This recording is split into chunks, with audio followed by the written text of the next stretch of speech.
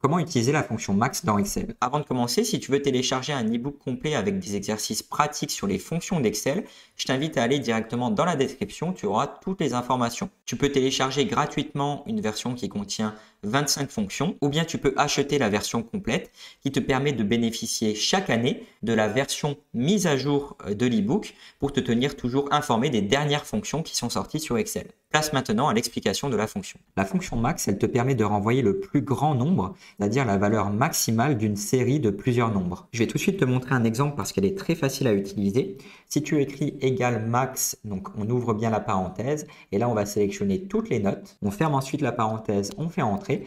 Ça va te renvoyer la note la plus grande de toutes les notes que j'ai ici, donc la note la plus élevée de mes élèves. Si tu avais voulu renvoyer la meilleure note pour les hommes ou pour les femmes, déjà il t'aurait fallu une colonne indiquant le sexe justement des élèves. Et ensuite, tu aurais pu utiliser la fonction max.si.ans. Je t'en parle justement dans une autre vidéo. Le lien est dans la description. Par contre, la fonction max est aujourd'hui un tout petit peu dépassée parce qu'il existe une autre fonction qui est beaucoup plus complète, qui est la fonction grande.valeur. Pour te montrer rapidement, la fonction grande.valeur te permet d'arriver au même résultat, mais tu vas devoir paramétrer deux arguments. Ici, en premier lieu, tu vas avoir ta matrice. Donc jusqu'ici, rien ne change. Point virgule. Et là, tu vas passer au deuxième argument. Le cas te permet d'indiquer à Excel de renvoyer la kème plus grande valeur. Autrement dit, si tu veux renvoyer la plus grande valeur, on va renvoyer la première plus grande valeur. Ferme la parenthèse, on fait entrer et ça va te renvoyer 20. Si tu mets 2 à la place du 1 ici, ça va te renvoyer 15. Si tu mets 3, ça va te renvoyer aussi 15 parce qu'on a 2, 15 sur 20. Et si tu mets 4, ça va te renvoyer du coup 10, tu l'auras bien compris.